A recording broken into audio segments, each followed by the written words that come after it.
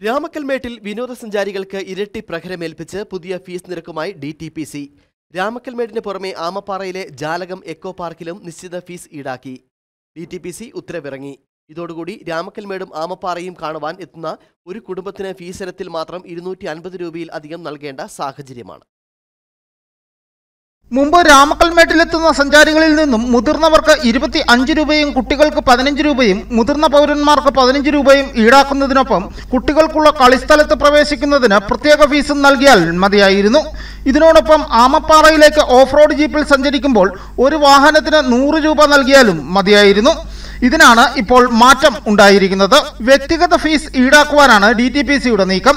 കുട്ടികൾക്ക് 15 രൂപയും മുതിർന്നവർക്ക് 25 രൂപയും മുതിർന്ന പൗരന്മാർക്ക് 15 രൂപയും വീഡിയോ ചിത്രീകരിക്കുന്നതിന് 250 രൂപയും ആൽബം ചിത്രീകരിക്കുന്നതിന് 2000 രൂപയും ഈടാക്കുവാനാണ് DTPCയുടെ തീരുമാനം.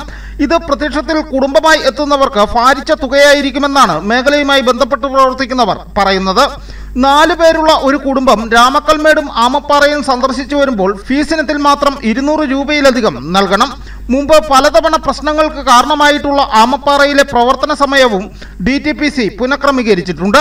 രാവിലെ 8:30 മുതൽ വൈകുന്നേരം 6 മണി വരെയാണ് സന്ദർശനം അനുവദിക്കുക. എന്നാൽ ഇത് സൂര്യോദയം ആസ്വദിക്കാനെത്തുന്ന സഞ്ചാരികൾക്ക് നിരാശ നൽകുമെന്നാണ് മേഖലയുമായി ബന്ധപ്പെട്ട് പ്രവർത്തിക്കുന്നവർ പറയുന്നത്. എൻട്രി തുടങ്ങുന്നത് 8:30-ക്കാണ്. അപ്പോൾ പ്രത്യേകിച്ചും ആമപ്പാറ ഇടുക്കി ജില്ലയിലെ കൊണുക്കുമലയ്ക്ക് ശേഷം സൂര്യോദയം കാണാൻ പറ്റുന്ന ഏറ്റവും മികച്ച സ്ഥലമാണ്.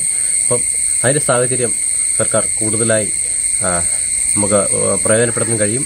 അപ്പോൾ ഈ സമയം 8 മണിക്കെന്നുള്ളത് 5:30 ആക്കുകയാണെങ്കിൽ കൂടുതൽ വിനോദസഞ്ചാരികൾ ആമപ്പാറയിലെത്തുകയും സൺറൈസ് കണ്ട് മടങ്ങാനുള്ള സാഹചര്യം ഉണ്ടാവുകയും ചെയ്യും. ഇക്കാര്യത്തിൽ അടിയന്തരമായി ജില്ലാ ഭരണകൂടവും ടൂറിസം ഡിപ്പാർട്ട്മെന്റും ഇടപെടുമെന്നാണ് ഞങ്ങളുടെ പ്രതീക്ഷ. എന്താണെങ്കിലും വരും ദിവസങ്ങളിൽ ഇത് രാമക്കൽമേട്ടിലെ വിനോദസഞ്ചാരത്തെ ഏത് രീതിയിൽ പ്രതിഫലിക്കുമെന്ന് കാത്തിരുന്ന് കാണണം. News bureau, Udumbanchola.